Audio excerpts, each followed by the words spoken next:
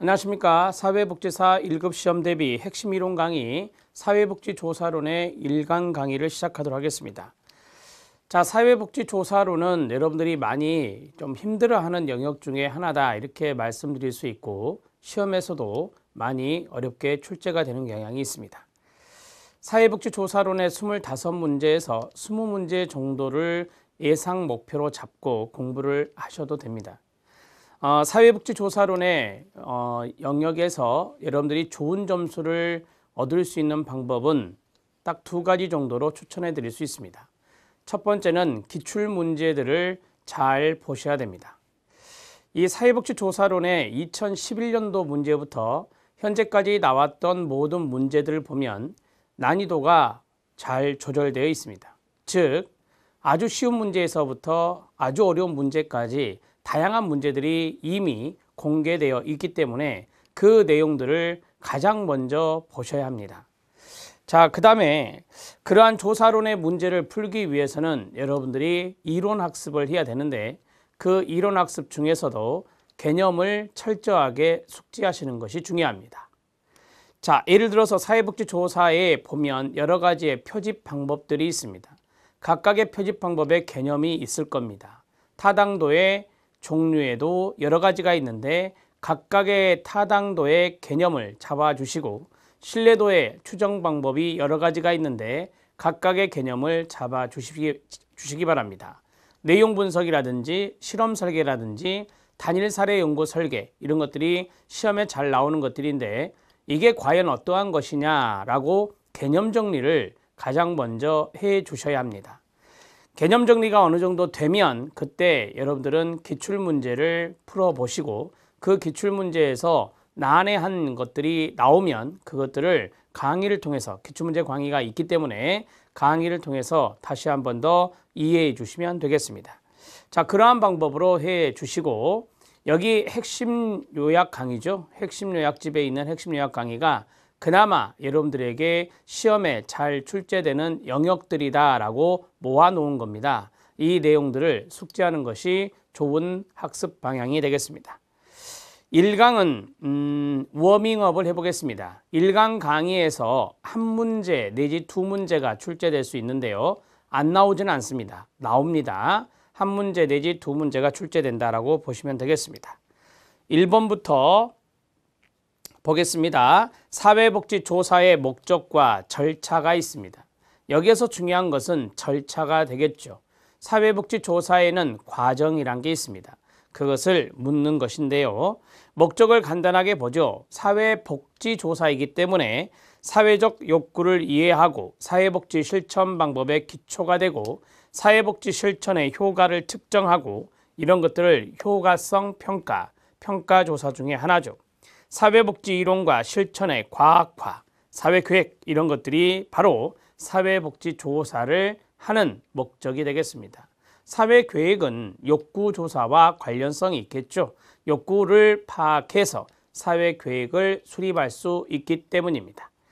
자, 이제 조사 절차가 있는데 거기에 별표를 하나 쳐주시고 문제의 선정, 이거를 문제제기라고 하죠. 가설 설정, 연구 대상의 선정, 조사 설계, 다른 말로 조사 디자인이라고 합니다. 개념화 및 조작화가 있습니다. 이 대목이 들어가면 조금 어려워지기 때문에 잘 알아두십사라고 해서 밑줄을 쳤습니다. 개념화 및 조작화는 어떤 이야기냐? 바로 질문지, 즉 촉도를 제작하는 것이 되겠습니다. 우리가 조사 설계가 끝나면 그 다음에 촉도 구성을 하게 되거든요. 이 촉도 구성이 바로 질문지 제작이 되겠습니다. 질문지 제작이 끝나면 자료 수집을 하고 자료 분석과 해석을 한 다음에 마지막으로 보고서를 작성하게 되는 겁니다. 조사 절차, 조사 과정에 대해서 판설해 보도록 하겠습니다.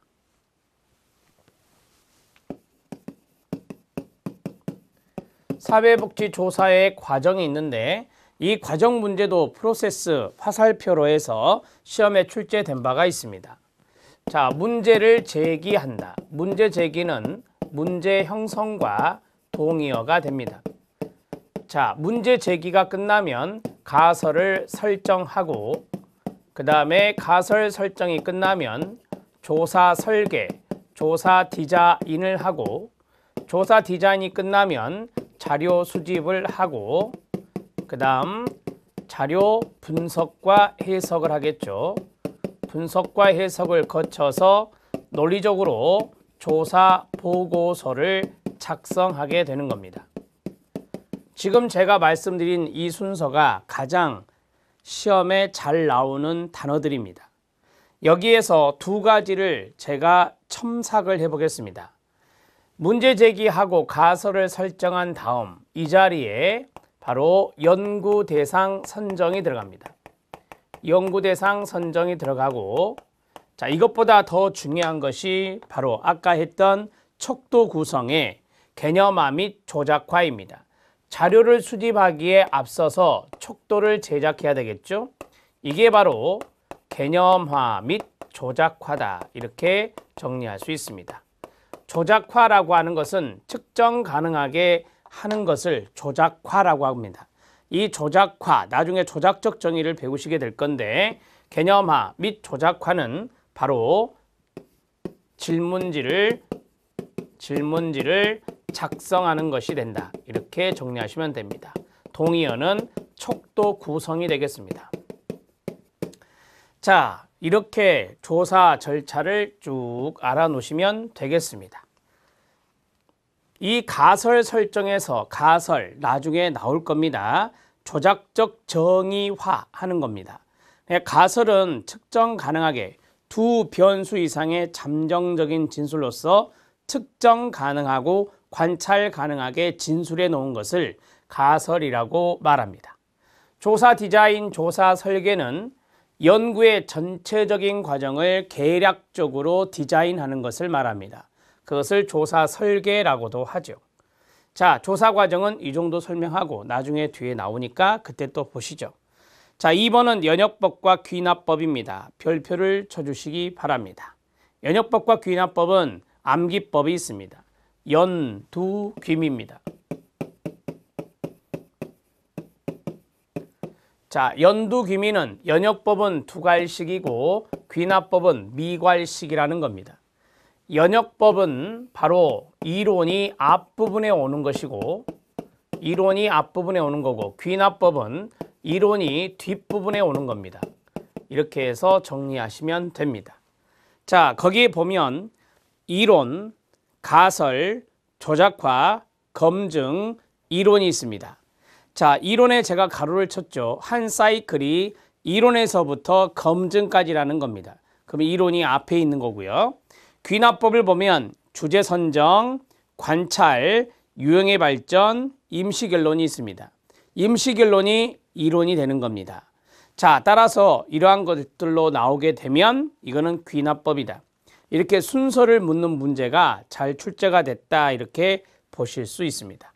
자, 순서를 밑에다 써 보겠습니다. 이론이 앞부분에 있다라고 했으니 이론부터 시작을 합니다.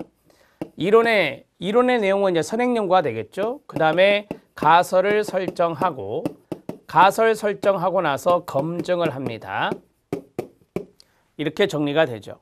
그리고 나서 다시 이론은 이렇게 깔릴 거예요, 시험에는. 그러면은 이론과 이론이기 때문에 한 사이클은 여기서부터 여기까지가 됩니다. 그래서 이론, 가설, 설정, 검증, 이렇게 해서 이론이 앞부분에 오면 우리는 연역법이구나, 이렇게 정리할 수 있습니다. 가설, 조작화, 검증인데 만약에 조작화가 들어간다면 여기에 조작화가 들어갈 수 있다, 이렇게 참고하시면 되겠죠. 우리가 이제 가설을 설정하고 조작하는 작업이 질문지를 작성한다 그랬으니 조작화의 자리는 이쪽에 들어갈 수 있겠습니다. 자, 그 다음에 이제 귀납법을 또 써보면, 귀납법은 이론이 뒤쪽에 있는데 우리가 이제 결론, 임시결론이라고 시험에 나온 적이 있는데 이게 바로 이론이라고 보시면 되는데요. 주제 선정을 하고, 교재에 있는 대로 주제 선정을 먼저 잡았습니다. 자, 그리고 관찰을 하고, 그 다음에 유형의 발전, 그리고 임시 결론인데 이것을 이론으로 출제를 할 겁니다. 그리고 나서 주제 선정을 다시 줍니다. 시험에서 주제 선정을 다시 주면 여기 겹쳤잖아요. 따라서 한 사이클이 이렇게 된다라고 보시면 됩니다. 한 사이클을 묶었을 때 이론이 뒷부분에 있으면 이것은 바로 귀납법이다. 이렇게 정리할 수 있다는 겁니다. 자, 연두귀미, 연역법과 귀납법은요. 이론이 만들어지면 그 이론을 근거로 해서 검증을 합니다. 따라서 이 두 녀석은 연역법과 귀납법 이 두 가지는 상호 배타적이지 않습니다. 상호 배타적이라고 나오면 틀리고요. 상호 독립적이다 라고 나와도 틀립니다. 상호 보완적이라 해야 됩니다. 상호 보완적 특징이 있다. 이렇게 해서 하나 정리를 해 놓으시죠. 귀납법에 의해서 이론이 나오면 그 이론을 검증하는 겁니다. 가설을 설정해서. 그래서 이렇게 이 귀납법, 연역법, 귀납법, 연역법으로 연구를 해가기 때문에 이것은 상호 보완적인 특징이 있다라고 이야기할 수 있습니다. 자, 거기 안에 있는 내용을 보시죠. 연역법, 일반적인 원리를 이론이라 합니다. 일반적인 원리에서 특수한 내용을 추론해내는 논리를 전개하는 방법입니다. 일반적인 이론에서 출발하여 A는 B에 영향을 미칠 것이다 라는 가설을 만들 수 있습니다. 이를 경험적으로 검증하는 방법으로서 논리적 타당성이 확보되어 과학적 연구에서 많이 쓰는 게 연역법입니다. 귀납법입니다. 구체적이고 정확한 관찰에서 시작하여 끊어요. 일반적인 원리나 이론으로 전개되는 논리적 과정을 말합니다. 이론이 뒷부분에 있다는 거죠. 즉, 특정 현상에 대한 여러 경험적 관찰과 체계적인 반복에 의해 A는 B에 영향을 미친다는 사실을 확인하고 일반적인 원리, 즉 이론으로 정립하는 걸 말합니다. 연역법과 귀납법의 관계는 상호 독립적이 아닌 상호 보완적인 관계다. 거기에 밑줄 쫙 쳐주시면 됩니다. 자, 연역법과 귀납법 시험에 잘 출제되니까 꼭 알아놓으시기 바랍니다. 세 번째, 과학 철학입니다. 이 과학 철학에서 시험에 잘 나오는 학자가 토마스 쿤입니다. 토마스 쿤은 바로 과학적 혁명의 학자이기도 하는데요. 이 과학적 혁명이 잘 나오기 때문에 그것을 중심으로 정리를 해보았습니다. 자, 기출문제 확인학습이 두 군데 나오죠. 그 내용 연거푸 2개 나오는데 그 내용들도 잘 정리를 해 놓으셔야 됩니다. 토마스 쿨은 기존의 패러다임을 부정하고 끊어요. 새롭게 출발할 때 과학은 혁명적의 동그라미 혁명적으로 발달한다고 주장하였습니다. 우리가 이제 이 혁명적이라고 하는 것 혁신적 이렇게 정리를 할 수도 있습니다. 사회 구성원의 세계관을 구성하는 패러다임은 고정된 이론 체계가 아니라 끊어요. 과학적 혁명이 이루어지는 동안 끊임없이 변화한다. 이걸 우리가 패러다임의 이동이라고 말합니다. 세 번째, 토마스 쿤은 과학혁명의 구조를 변증법으로 설명하였습니다. 변증법의 동그라미요. 어느 한 과학이 체계를 잡기 전의 전과학의 단계에서 끊어요. 기득권을 잡은 과학이 정상과학이 됩니다. 정상과학의 박스입니다. 정상과학으로 해결할 수 없는 문제가 생기면 그것을 극복하고자 하는 새로운 과학이 등장합니다. 새로운 과학 등장에 밑줄 쳐주시기 바랍니다. 즉, 정상과학에서 위기, 그 다음에 새로운 과학의 구조가 성립되는 건데요. 이 정상과학을 바를 정, 그 다음에 위기를 돌이킬 반, 그 다음에 이 두 가지의 장단점을 보완하는 그러한 것들이 바로 새로운 과학이 되겠죠. 이걸 합이라고 해서 정반합의 원리인 변증법으로 설명하고 있는 게 토마스 쿤의 과학적 혁명입니다. 새로운 이론도 영원히 완벽하지 않는 한 또 다른 위기에 의해 새로운 과학으로 변하게 되는데요. 이게 바로 변증법 패러다임의 역사적 활용이라고 말합니다. 자, 새로운 정상과학이 계속해서 혁명에 의해서 또 다른 새로운 과학, 또 다른 새로운 과학으로 계속해서 끊임없이 변한다는 겁니다.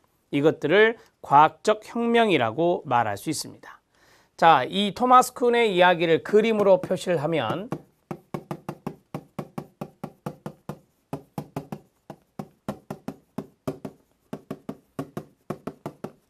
자, 혁명이라는 단어가 나왔죠.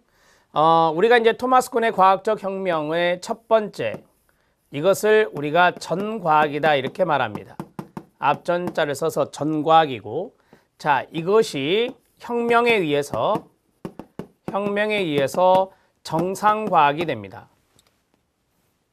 혁명에 의해서 정상과학이 됩니다. 이 정상과학은 또 혁명에 의해서 새로운 과학이 됩니다.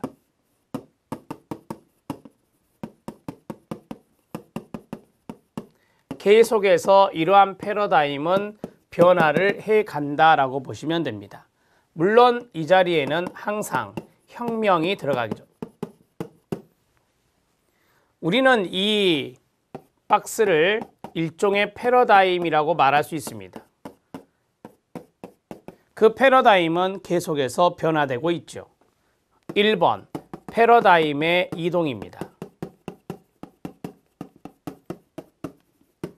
2번, 혁명에 의해서 변화됩니다.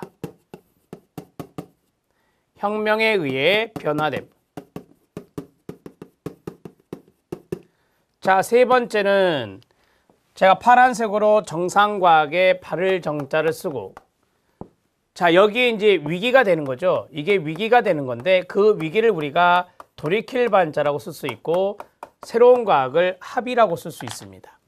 이런 것들을 변증법적 원리라고 하죠. 변증법적 원리입니다. 이렇게 정리하시면 됩니다. 자, 이러한 내용이 바로 여러분 전공서적에 나와 있습니다. 토마스 쿤의 이야기를 해드렸습니다. 기출문제 확인학습을 잠깐 보시죠. 사회과학의 패러다임이 폐기되는 경우에는 폐기에 동그라며, 자연과학의 패러다임에 비해 흔하지 않다라고 했습니다. 쉽게 말하면 사회과학의 패러다임은 잘 폐기가 되지 않는다는 겁니다. 이건 뒤에서 사회과학과 자연과학의 차이점에서 보시면 압니다. 한 시기에 여러 개의 패러다임이 공존할 수도 있습니다. 당연한 거 아닙니까? 과학적인 세계관은 한 시기에 여러 개의 패러다임이 공존할 수도 있는 겁니다. 쿤은 패러다임의 변화를 끊어요. 점진적인 것이 아니라 혁신적인 것으로 본다라고 했습니다. 제가 앞에서 이 혁명이라고 하는 단어, 이 단어가 바로 혁신이다, 이렇게 정리를 해드렸죠. 그러니까 점진적으로 가는 게 아니라 어떠한 혁명에 의해서, 혁신에 의해서 새로운 과학이 나온다는 것입니다.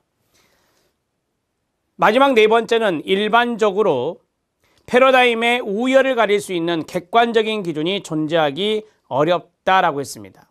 어떠한 패러다임이 우월하고 어떠한 패러다임이 열등한지, 그러한 우열을 가릴 수 있는 객관적인 기준은 제시하기가 어려울 것입니다. 자, 기출문제 확인학습 이 네 가지는 제가 왜 이것을 해드렸냐면, 이러한 이야기를 조금 여러분들이 잘 보면서 이해를 하셔야 돼요. 시험에 나왔던 지문들은 한 번 더 곱씹을 필요가 있다, 이 말입니다. 첫 번째 요점은 뭐냐? 사회과학의 패러다임 폐기는 자연과학보다는 드물다라고 하는 거고, 그 다음에 한 시기에 여러 가지의 패러다임이 공존할 수 있다는 거고, 그 다음 세 번째, 토마스 쿤은 혁명, 혁신에 의해서 패러다임의 변화가 일어난다고 본 것이고, 마지막은 패러다임이 여러 개의 패러다임이 있는데 그 패러다임의 우월과 열등을 구분하는 객관적인 기준은 어렵다. 객관적인 기준을 찾기는 어렵다. 이렇게 보시면 됩니다. 자, 기출문제 확인학습을 두 번째 걸 보면 패러다임 이야기를 많이 했는데요. 패러다임의 내용을 잠깐 보시죠. 같은 시대의 학자들, 동시대의 학자들이 공통적으로 가지고 있는 신념체계를 말합니다. 그러니까 이 시기 때 과학자들이 가지고 있는 신념체계, 이 시기에 과학자들이 가지고 있는 신념체계, 이 시기 때 가지고 있는 과학자들의 신념체계를 바로 패러다임이다, 이렇게 말한다는 겁니다. 개별 이론들이 도출되기 위해 필요한 일종의 거시적인 관점으로 어떤 현상에 대한 구체적인 설명이나 이론을 만들기 이전에 현상에 대한 시각을 조직화하는 틀을 말합니다. 어떤 현상에 대한 직접적인 설명이 아니라는 점에서 이론과 구별이 되고, 문제의 제기에서 결론의 도출에 이르기까지 이론 전개의 전 과정에 대한 기본적인 틀과 같습니다. 자, 여기 보면 조직화하는 틀, 시각을 조직화하는 틀이라고 했는데 그 시각이 일종의 세계관이에요. 그러니까 과학자들의 세계관이 있는데 그 과학자들의 세계관이 조직화되는 틀이 있을 거다. 그게 바로 패러다임이다 이 말입니다. 더 쉽게 말하면 그 시대의 과학자들의 신념체계를 말한다. 이렇게 생각하고 넘어가시면 됩니다. 후기 실증주의입니다. 여기서 중요한 거는 실증주의입니다. 우리는 뒤에서 실증주의, 그 다음에 해석주의 이런 걸 배우실 거예요. 실증주의, 해석주의가 있는데 실증주의는 양적인 연구를 측정하는 거고 그 다음에 여기는 질적인 연구를 하는 방법을 말합니다. 우리가 여기에서 객관적인 것을 중시한다면 여기는 바로 주관적인 것을 중시한다. 이렇게 연구자의 주관적인 걸 중시한다. 이렇게 볼 수 있습니다. 자, 실증주의가 중요한 단어예요. 지금 거기에 후기 실증주의가 있습니다. 후기 실증주의. 자, 이 해석주의가 있는데 해석주의는 맨 아래에 있는 포스트 모더니즘 패러다임과 연관성이 있습니다. 포스트 뭐뭐 후에 포스트 모더니즘 패러다임과 연관성이 있는 것이 바로 해석주의다. 이렇게 정리를 하시면 됩니다. 이건 나중에 또 정리해 드릴 겁니다. 후기 실증주의 1번 별표 1번이 시험에 나왔던 지문입니다. 후기 실증주의는 비합리적인 인간의 행동조차도 끊어요. 합리적으로 연구하는 것이 가능하다고 가정한다 라고 했습니다. 여러분, 그 합리적이란 말과 약간 유사한 단어가 객관적이라고 하는 겁니다. 객관적으로 연구하는 것이 가능하다 이렇게 생각하셔도 된다는 겁니다. 관찰과 측정이 순수하게 객관적일 수 없음을 인정합니다. 여러분, 이 관찰이라고 하는 것이 있잖아요. 관찰이라고 하는 것은 연구자의 주관이 들어가거든요. 따라서 관찰과 측정이 순수하게 객관적일 수는 없다. 이렇게 인정하고 들어가는 게 후기 실증주의입니다. 다만 가로 객관성, 정확성, 일반 법칙화를 강조합니다. 이게 바로 이제 양적 연구에서 강조하는 것들이죠. 여전히 비객관적인 영향의 최소화를 강조합니다. 그러니까 비객관적인 영향이라는 것을 다른 말로 하면 주관적인 영향을 말하는 건데 그 주관적인 영향을 최소화하고자 하는 것이 바로 후기 실증주의다 이 말입니다. 또한 보편적 법칙을 입증하려는 시도 대신 어떤 조건 하에서 개념과 가설이 검증되는지를 조사합니다. 가치나 이데올로기 영향을 줄일 수 있는 논리적인 장치와 관찰 기법을 활용할 수 있다고 믿습니다. 기본적으로 구조화된 양적 연구 방법을 선호하면서 끊어요. 질적 방법을 사용하기도 합니다. 자, 후기 실증주의는 제가 양적 객관적인 걸 측정한다라고 했죠. 이 후기 실증주의 같은 경우에서는 혼합 방법이란 거 들어보셨죠? 즉 양적 연구를 선호합니다. 양적 연구를 선호하고 거기에 질적 연구를 병행하기도 한다. 질적 연구 병행 가능. 이렇게 정리하시면 됩니다. 자, 포스트로 갈수록 그러니까 모더니즘 시대 때는 양적 연구를 이제 선호했었고요. 포스트 모더니즘 때는 해석주의, 질적 연구 방법, 주관적인 방법을 강조했었는데 후기로 갈수록 질적 연구 방법도 병행할 수 있다라고 봤습니다. 우리가 이거 두 가지를 같이 하는 걸 뭐라고 하죠? 혼합적인 연구 방법이라고 하죠. 혼합적인 연구 방법도 시험에 잘 출제가 되고 있습니다. 자, 이제 참고해야 될 것이 하나 나와요. 비판 사회과학적 패러다임, 비판의 동그라미요. 이걸 갈등 패러다임이라고도 하는데요. 기존 사회 질서의 변화를 추구합니다. 기존 사회 질서, 거기에 비판을 가해요. 비판을 가하면서 우리가 이제 갈등주의 시각을 갖는 사람들이 대개 기존 사회 질서에 대해서 비판을 많이 하죠. 자, 그것을 하는 이유가 뭐냐? 기존 사회 질서를 변화시키기 위한 거예요. 변화의 동그라미. 사회적 조건을 계몽하고 변화시키고 그 말이에요. 사회의 구조적 문제를 발견하고 권력관계를 분석하는 방법을 취하는 것이 비판 사회과학적 패러다임이라고 말합니다. 비판 사회과학적 패러다임은 사회의 변화를 추구하는 것이다. 이렇게 생각하시면 됩니다. 포스트 모더니즘 패러다임입니다. 포스트 모더니즘은 서양의 형이상학이 줄곧 추구해온 실제 자체를 부정합니다. 즉 객관적 실체, 보편성을 부정하고 다양성, 차이, 타자를 강조합니다. 해석주의와 연관성 있는 것이 포스트 모더니즘 패러다임이라겠죠. 따라서 객관적인 거, 양적인 거 이런 것들을 부정합니다. 이런 것들보다는 질적인 측면에서, 주관적인 측면에서 연구하는 것을 선호한다는 것이죠. 포스트 모더니즘의 연구 목적은 해체와 재구성입니다. 여기서 중요한 단어는 재구성이란 단어예요. 재구성의 동그라미. 해체는 데리다가 주장하듯이 없애거나 아무 의미가 없도록 무의미화하자는 것이 아니라 다른 방식으로 구성하는 것을 말합니다. 즉 해체는 다른 방식으로 구성하는 것이기 때문에 재구성과 연관성이 있는 거예요. 3번 별표, 3번이 시험과 연관된 지문이었습니다. 실증주의가, 앞에서 말했죠. 실증주의가 과학적인 방법과 객관적인 자료에 의해 진리를 밝혀낼 수 있다고 한 것과는 달리 끊어요. 포스트 모더니즘은 주관적 동그라미, 주관적인 자료에 의해 연구자가 지닌 관점에 입각해서만 어떤 현상을 이해할 수 있다고 주장합니다.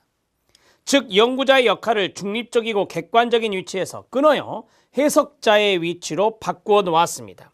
해석자의 위치로 바꾸어 놓았다. 무슨 주의? 해석주의라고 쓰면 됩니다.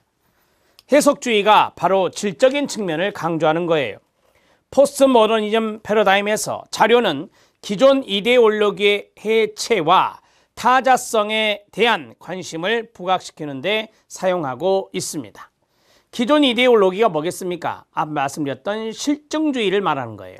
기존 이데올로기가 실증주의가 먼저고 해석주의가 나중이기 때문에 실증주의가 바로 기존 이데올로기가 되는 거고요. 그러한 것들의 해체, 그 다음에 타자성에 대해서 이제 강조한다.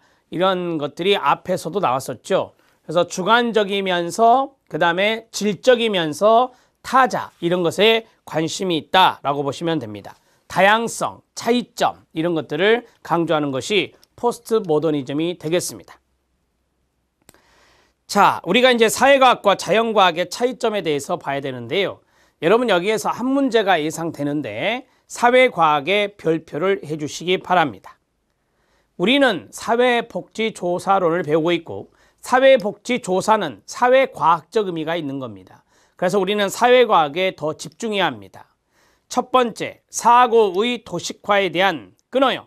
타당성의 의문을 제기합니다. 여러분 우리가 생각, thinking이라고 하는 사고가 있잖아요. 그러한 사고의 도식화를 쉽게 말하면 공식화하는 거거든요. 공식화하는 겁니다. 사고에 대한 공식화가 어렵죠. 사회과학은. 우리가 많은 사회 현상이 있습니다. 그 사회 현상에 대해서 비판적인 시각을 갖고 연구를 하고자 합니다. 그럴 때 이것이면 이것이다 라고 공식화하는 것은 어렵다라고 하는 거예요. 그래서 사고의 도식화에 대한 그러한 것들에 대해서 의문을 제기할 수밖에 없다라고 하는 거고요. 그게 타당하냐? 타당하지 않을 수도 있다라고 하는 거죠. 그 다음에 확률적으로 설명한다. 확률적으로 설명이 가능하다는 것은 뭐뭐이다가 아니라 뭐뭐일 것이다 이렇게 추론하는 겁니다. 추론 밑에 나올 거예요. 추론을 가능하게 하는 조건에 많은 관심이 있습니다. 추론의 동그라미요. 뭐뭐일 것이다 라고 추론하는 것에 더 관심이 많습니다. 사회문화적 특성에 영향을 받는다. 당연한 거 아닙니까? 사회과학이기 때문에 사회과학적 의미가 있기 때문에 사회문화적 영향을 많이 받는 겁니다. 그리고 독창적이고 유일한 성격의 학문의 별표. 우리 사회과학은 인간과 관련된 사회현상이 주된 대상입니다. 인간이라는 매체가 들어가요. 인간에 대한 사회현상, 인간과 관련된 사회현상이 사회과학의 연구 대상이라고요. 따라서 인간이라는 존재는 유일하고 독창적인 존재입니다. 따라서 이 사회과학도 마찬가지 유일하고 독창적인 성격의 학문이라 말할 수 있습니다. 사고의 가능성이 제한될 수 있습니다.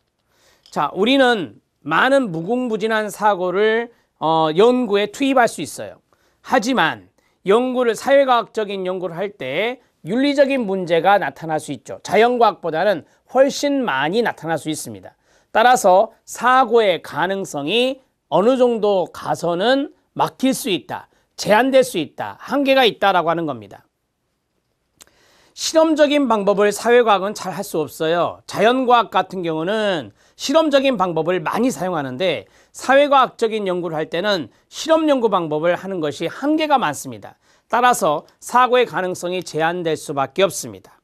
기존의 이론과 단절되지 않는만 동그라미, 않는 상태의 새로운 이론이 도출된다. 거기에 별표를 쳐주시기 바랍니다.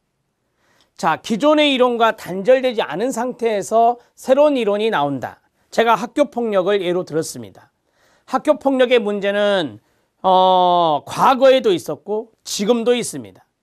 그러면 과거에 학교폭력이 나타났던 것에 대한 문제제기와 연구가 있겠죠. 지금도 그런 연구가 있을 겁니다. 그렇죠? 따라서 과거에 있었던 그러한 사회 이슈, 사회 문제에 대한 연구가 진행되어 왔어요. 그래서 이런 것들과 단절되지 않은 상태에서 지금 시대에는 예전과는 이게 좀 다르다라고 하는 새로운 것이 나올 수 있다는 거죠. 그게 바로 사회과학이라는 겁니다. 연구자 개인의 가치관 등의 영향을 받습니다. 자, 사회문화의 영향을 받고요. 연구자의 가치관의 영향을 받을 수밖에 없습니다. 연구자가 어떠한 신념과 어떠한 가치관을 가지고 그것을, 그 문제를, 이슈를 연구하느냐에 영향을 많이 받는다는 겁니다. 인간에 관한 사회현상을 연구 대상으로 한다 말씀드렸습니다. 인간 동그라미, 사회현상 동그라미, 현상의 내면적 이해에 중점을 둡니다. 내면의 동그라미요. 우리는 사회 문제 안을 들여다봅니다. 그 사회 문제 안을 들여다보면서 질적인 연구를 할 수도 있고 양적인 연구를 할 수도 있는 거죠. 그러한 것들이 바로 현상의 내면적인 이해, 거기에 중점을 두는 게 사회과학이다. 이렇게 말씀드릴 수 있습니다. 저는 하나하나 설명하면서 이해를 시켜드렸어요. 이거는 자연과학과 사회과학의 비교해서 외울 게 아니에요. 우리는 사회과학적인 부분만 철두철미하게 알아놓으면 됩니다. 그런 것들을 잘 정리해 놓으면 자연과학과 사회과학의 비교 문제나 아니면 자연과학에 비해 사회과학의 특징, 이런 문제도 찾아낼 수가 있습니다. 그렇게 정리하시면 됩니다. 판서하지 않겠습니다. 자, 기출문제 확인학습이 있습니다. 여기까지 보도록 하죠. 사회복지사에게 과학적 조사 방법론이 필요한 이유가 무엇일까요?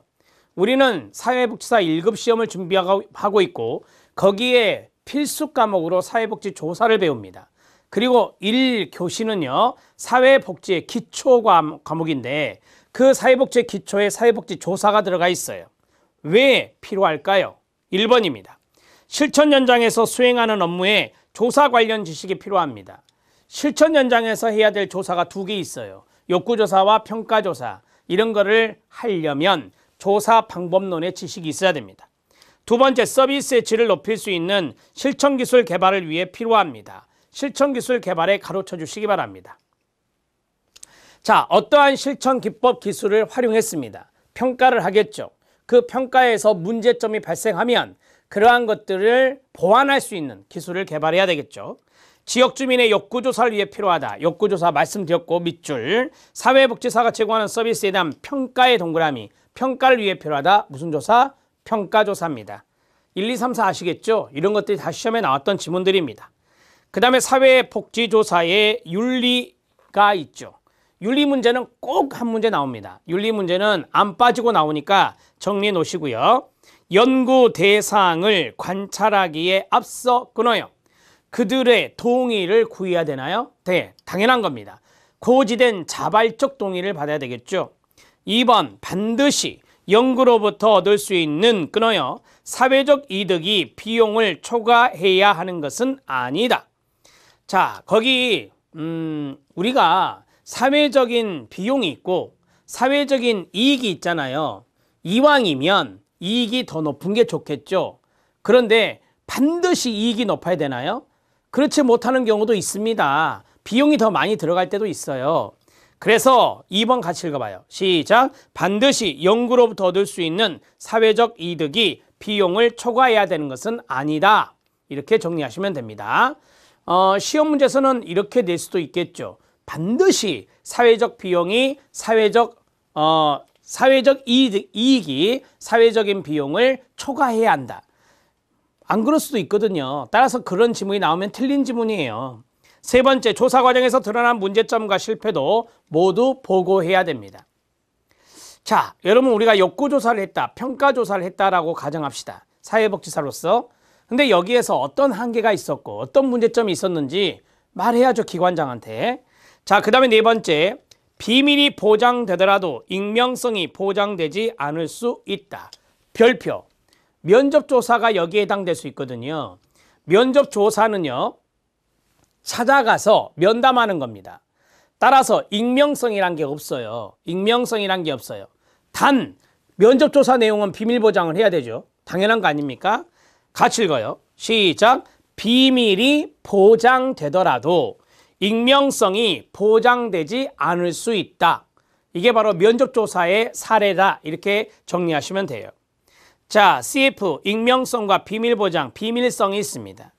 익명성과 비밀성이 같은 말 아닌지 아시죠? 다른 말입니다.